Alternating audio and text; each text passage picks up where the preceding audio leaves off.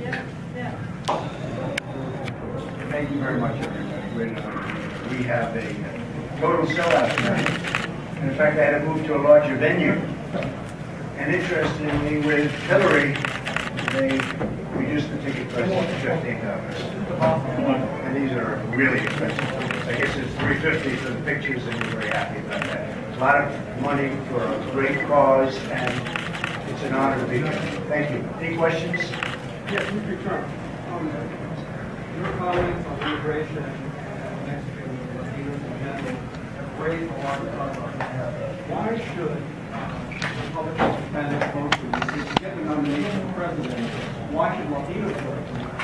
And a follow-up, why should Mexicans or Latinos just work for you in any capacity? Well, I have thousands of Latinos working for me, and they're amazing people, great people.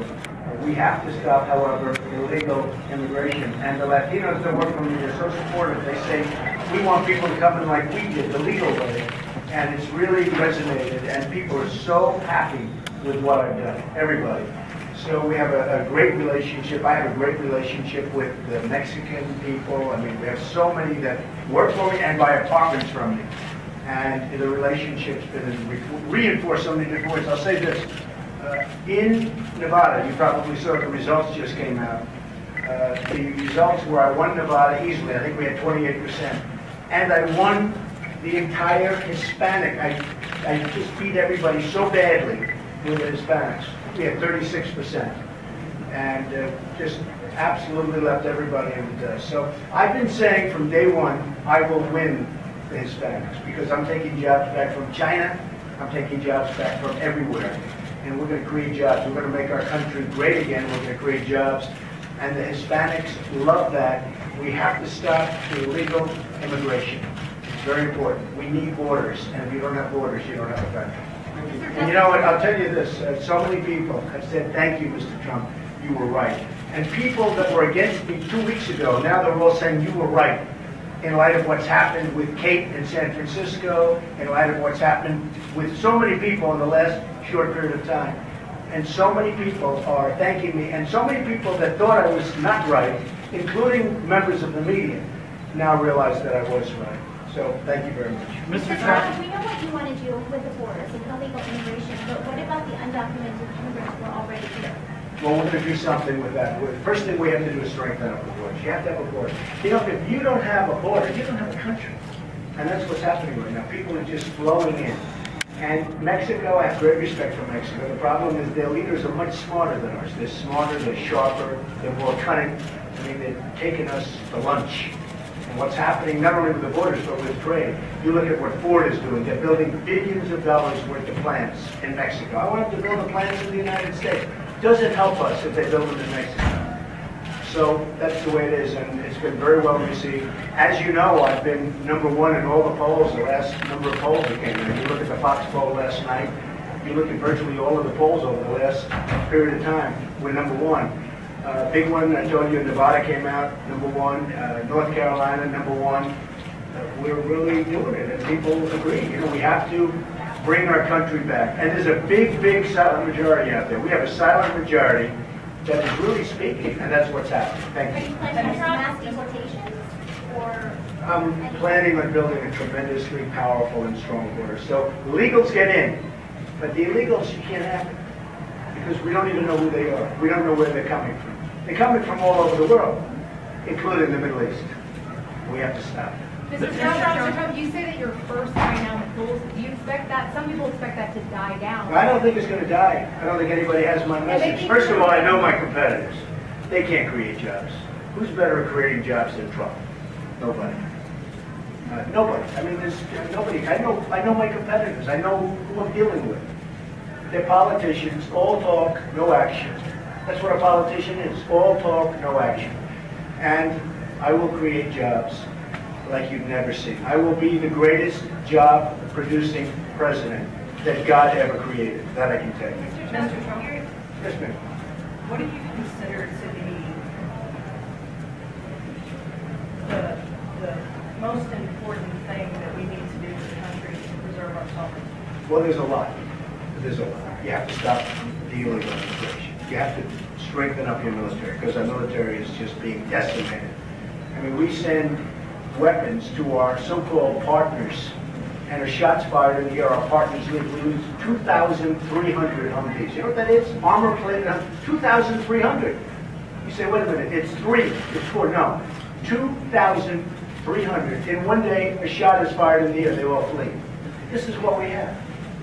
And then the enemy takes over these brand new armor-plated Humvees, and we don't have it. They have better equipment than we have. So we have to strengthen up our military. We have to repeal and replace Obamacare because it's going to destroy the country. It's getting worse and worse. And as you know, when you look at premiums, when you look at all of the things having to do with Obamacare, it's been a disaster. And it doesn't really kick in bigly until 16. Mr. Trump, Hillary Clinton unveiled her economic plan. Part of that was profit sharing. I wanted to know what you think of her plan. Do you share profits with employees? Well, I've had so many great employees, many of them Hispanic. I've had so many great employees. My employees are really happy. I've given them great education, great health care, great everything. Far better than Obamacare, that I can tell you. And you have to understand Hillary. Her biggest source of funds is Wall Street. Wall Street is backing Hillary. Guys that I know very well from New York, they're pouring money into her campaign. They're doing it for a reason. So don't be misled by Hillary. Hillary's going far left until she gets the nomination, and believe me, she'll veer the other way. You said positive things about her in the past. You've given it. I have. Look, I've known her. I've contributed to everybody. I'm a businessman. I contribute to everybody as a businessman. You know why? When I want something, I get it. And you know, that's unfortunate because that really makes a bad system. But I've contributed to so many people, Republican, Democrat, because as a businessman, and who gets approvals better than Trump? Like, nobody. When I want something, I get it. And unfortunately, that's not necessarily good for the country. But that's the way the system works. The lobbyists, right? The special interests, the donors, they get what they want. I don't need money.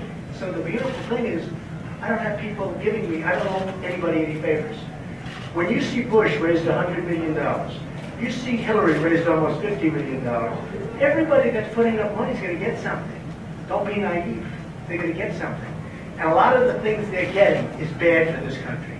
Good for them, bad for the country. This week, Hillary Clinton commented on your comments on Twitter saying, "Basta, enough." Mr. Trump. Well, she also said, she said my tone. And I'm saying to myself, can you imagine how pathetic that is? She's talking about my tone because I'm aggressive and energetic, which is what the country needs. Just like my tone. And that people whose heads are being chopped off in the Middle East, especially if they happen to be Christian, their heads are being chopped. You have the border, which is rampant with crime. You have all of the problems that we have. Not only that, crime in the inner cities. Hundreds and hundreds of deaths a year. It's like war zones. I don't have to name the cities. We all know the cities. And there's plenty of them. Far more than you even know. Hundreds of deaths in each city. Sometimes on a monthly basis. And Hillary's saying the tone. That's the problem. Politicians. All talk, no action. Nothing's going to get done. If Hillary gets in, this country is in big trouble. Because she won't take back our jobs from China. She's totally controlled by people that love China. And if Jeb Bush gets in, it's the same thing. It's a politician. They put up $100 million for him. They will totally control him just like a puppet. They will totally control Hillary just like a puppet. And who knows the system better than me? I was like one of the biggest players in the world in the system. Now I'm saying I want to make our country great. And nobody's controlling me. If I want Ford to move that plant into the United States, they'll do it. Believe me. Mr. Trump, I wanted to ask you about gun control, Second Amendment, very important to our Kansans. Do you still think that Republicans walk the NRA line? I think some of them, I do.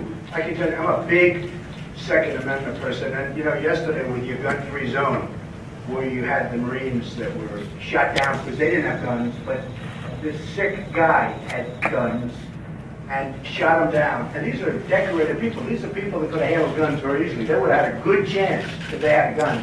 And you had the same problem in 09. You had the same thing. You said that in criticizing Republicans that walk the NRA line. And also I wanted to ask you... No. I have always been a very strong Second Amendment. What about the assault weapons? There's a lot going on with assault weapons. The problem with the ban, and the biggest problem is, once you start, it becomes a very slippery slope. I'm a big Second Amendment person, and I believe you have to have, you need protection.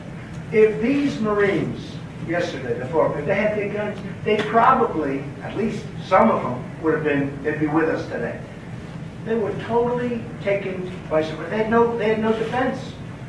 So yesterday I did O'Reilly, and I was the first one to come out. Now, in fact, there's a big article today. Other Republicans followed Trump on gun-free zone. Because I was against it a long time ago, meaning you should be able to have guns in the so-called, we got to have to get rid of the gun-free zones. And these, especially in this case, these are people that truly know how to protect themselves and other people. They know how to use the guns. So I've gotten a lot of credit for that, but it's beyond credit. And you had the same problem in '09. You had a problem where you had Islamic terrorism, which the president doesn't want to use the term, he doesn't want to use it at all. And you know, to fix the problem, you have to know what the problem is. I'm not sure he even knows what the problem is. Okay? Mr. Trump, you talk about terrorism. Can we talk about things that people are calling domestic terrorism, like the burning of black churches and race relations? It was terrible. I mean, what happened What are you going to do recently? Well, you know what that is? A lot of it's spirit. You got to have spirit in the country. Spirit. The country is so divided. We have to have spirit. You know, one thing interesting, when Obama got in, I said, I don't think he's qualified. I don't think he's going to be good. But you know, one thing he'll do is he's going to be a good cheerleader for the country. It turned out that he's a terrible cheerleader. He's very divisive. He's a terrible, terrible cheerleader for the country. And we're going to change that around. Okay. Anything else? Who's on your list for potential VP candidates? Too early. Too early. Look, a lot of good people around, but too early. If you don't get the nomination, will you run as an independent? Everybody's asking me that question. Will I run as an independent? I'm interested in running as a Republican. I'm leading all of the polls. We're doing great. And actually, for second, I'm doing great. I'm not interested in second. But for second, if they go first and second, which is just one more of their stats, I'm doing great. No, we're doing very well. The best chance we have of beating the Democrats is for me to run as a Republican. Mr. Trump. So many people ask me the question, will you run as an independent? I want to run as I'm in first place. I want to run as a Republican. Best chance we have. Mr. Trump, what do you have to say to the Huffington Post deciding to cover you in their entertainment section? Well, I gave a little thing. You know, I've never been a fan of Arianna Huffington. I think she's a terrible person, you know, very personally. I've never liked her. She knows that. In fact, if you look back at my tweets over the years. So she did that, and they're getting killed because, you know, it's very interesting. In the Huffington Post, I'm #1 in the Huffington Post poll. Did you know that? So it just happened. But they come out with a poll of #1. No, she's not a fan of mine, meaning she doesn't like me, and she's a terrible woman. I know her. She's terrible. She's a major source of problems for a lot of people, especially her ex-husband. Mr. Trump, as part of the reason you're in On our... the Huffington Post, do you think that there's still a sense among media pundits that this is a publicity stunt, that you don't really want to be president? I mean, do you think that you're still being covered or perceived that way? I don't think so. No, not any. Look, before I announced, very interesting, because before I announced, everyone said, well, he won't run. Then they announced it. They said he'll never file his form, and I filed that 2 weeks ago. Then they said he'll never file his financials, and I filed my financials, which turned out to be much greater than a lot of people had. You know, nobody really knows because I'm a private company. I filed them. Now I'm not such a private company anymore. But I filed the financials, and it's got a tremendous net worth, tremendous company. I built a tremendous company.